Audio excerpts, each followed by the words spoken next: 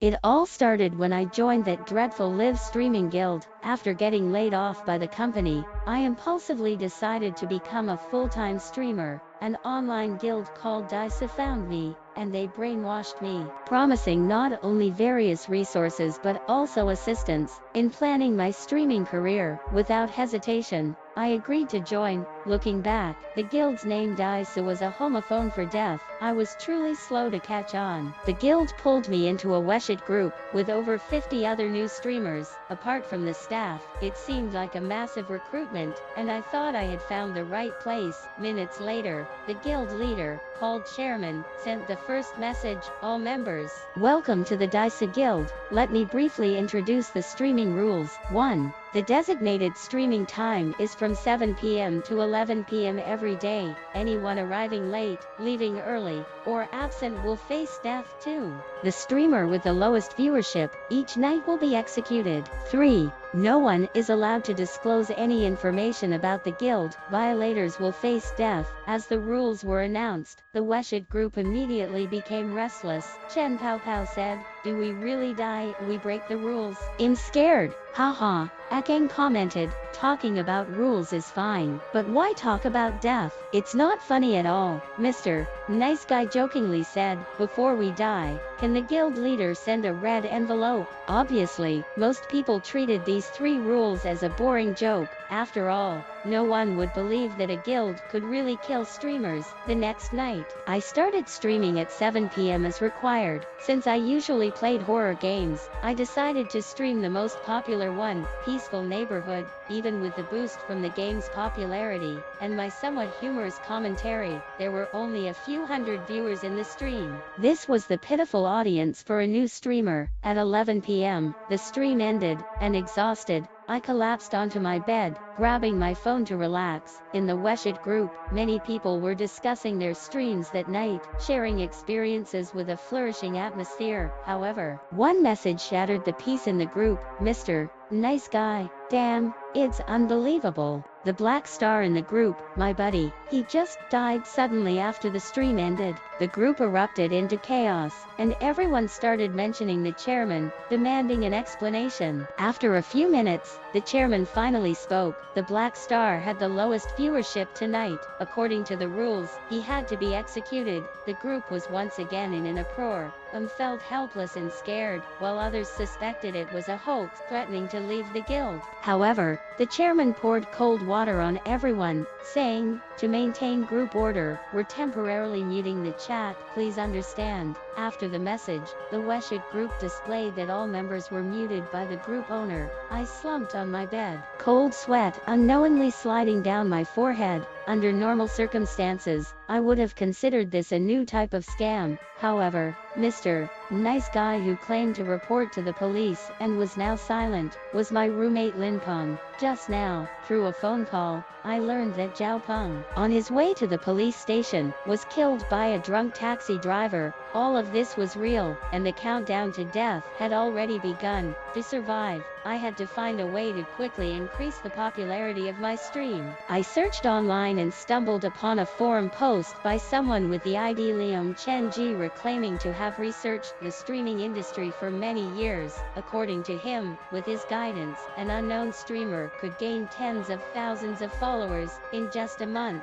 Although it seemed suspicious, I had no choice but to try. I added him on Weshit and found out he was also a local resident in City C. We agreed to meet at a coffee shop the next day at noon. Upon meeting, to my surprise, he was a young man with dark curly hair, stylishly dressed like a recent college graduate. After a brief exchange, I learned his name was Li Anchen, and despite his young age, he had worked in a streaming company for 5 years, making him quite knowledgeable about the industry. Li Anchen assessed me, then asked thoughtfully, "What's your current streaming content, and where do you want to go in the future?" After contemplating for a moment, I honestly shared that I hoped to focus on horror games and develop from there. Li Anshan disdainfully sneered and said, "Buddy, you told me you wanted to quickly increase your popularity, right? You, an unknown streamer with no audience, even if your show is excellent, relying on niche horror games won't make you popular. You need something more captivating." His words made me anxious. If I couldn't quickly boost my popularity,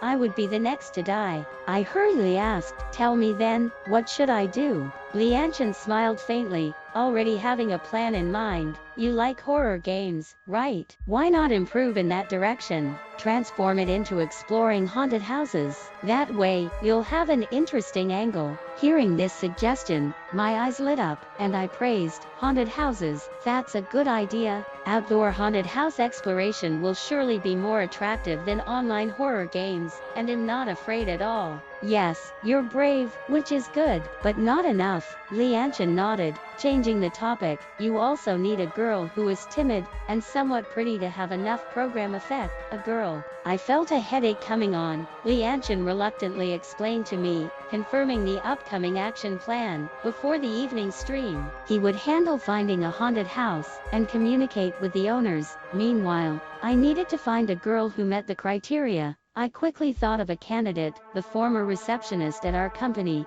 named Sun Sayan. With a yellow single ponytail on her head, and a sweet face, her black and white professional OL outfit accentuated her curvy figure, making many men in the company fall for her. Like me, she was laid off in the recent downsizing. Rumor had it that she spent money recklessly, and now, being unemployed, she must be in dire need of money. However, things didn't go as smoothly as imagined. Sun Sayan decisively rejected me, saying, "This isn't about money. Even if I'm short on cash, I won't do any haunted house live streaming." What now, after being rejected? Li Anshan's advice echoed in my mind. If they refuse, there's only one possibility. Not enough money, you have to add more. So, gritting my teeth, I boldly declared, "I'll pay you 500 yuan for one day. If the gift money earned from the stream is sufficient, I'll give you a percentage bonus. How about that?" "Well, fine. For the sake of our past working relationship, I reluctantly agree." Sun Sayan, who was about to leave, brightened up immediately upon hearing 500, pretending to be hesitant but actually agreeing willingly. Damn, money can really make things happen. But to stay alive? This money was well spent, with everything ready. At 6:30 in the evening, Sun Sayan and I met at the designated location. Li Anshan also arrived on time, responsible for filming the live stream. Sun Sayan's appearance stunned me. Today, she wore a light pink short-sleeved top paired with a black checkered skirt, sweet and sexy, truly a woman who understood the minds of men. Me momentarily lost in admiration. Sun Sayan covered her mouth and laughed. "How is it? Satisfied with this outfit?" I awkwardly touched my nose, joking, "Whether satisfied or not, it's not for me to say. It depends on the audience." As the live stream started, Li Anshan set up the phone for filming, aiming at Sun Sayan and me. Quickly adjusting my hairstyle, I began, "Hey there, brothers, good evening. In 10 minutes, our haunted house challenge for today will begin. Take a look at the environment in this store, brothers. It's excellent. Interested friends can come and play." Just a few minutes into the stream, without doing anything yet, there were already hundreds of viewers online. All thanks to Li Anshan. In the afternoon before the stream, Li Anshan had hired a water army to promote my Zhengji Haunted House Challenge on various forums and social media platforms. During the haunted house exploration, every time I got scared, I would give away a 1,000 yuan red envelope in the live stream. This gimmick was enough to attract many new viewers. Before the haunted house was ready, I opened my phone to observe the barrage in the live stream room, to maintain real-time interaction with the audience. I had to keep the popularity of the live stream, not a strawberry. It's a mosquito bite, this haunted house. I've been here before. It's really scary. Zhengji must explode with gold coins tonight. Evergrande security guard, Zhengji, move to the side. You're blocking my view of the pink-dressed sister. Light boat, slowly coming. The girl next to you is pretty. Is she your girlfriend? It seemed that most of the audience was interested in Sun Se-an, the beauty. Following Lianchen's script, I smiled and responded to the audience. This is my sister, Yunyan. She's quite timid. If she cries from being scared later, brothers, don't make fun of her. The sister was a fictional identity set up for the program's effect, but Sun Se-an obviously hadn't adapted to the pace of the live stream. She just nervously smiled at the audience. After hearing my answer, as Lianchen predicted, the barrage in the live stream room instantly erupted. Evergrande security guard. What kind of sibling plot is this? Playing quite big. A certain Hao Ren, big brother, I finally found you. The live stream room became more lively, and my mood was extremely pleasant. The haunted house challenge finally officially began. Lianchen had chosen for me a well-known local horror escape room, and the theme of my play this time was Ward 6 Mental Hospital. Sun Se-an and I were blindfolded and hung a patient tag on our chests. Guided by the staff, we arrived in a pitch-black and enclosed room. Removing the blindfold, we found ourselves in a dilapidated ward with only a bed and a table. Faint red bloodstains could be seen on the bed and floor. Eerie and terrifying. I opened my phone, looking at the barrage on the screen, and took advantage of the opportunity to liven up the atmosphere.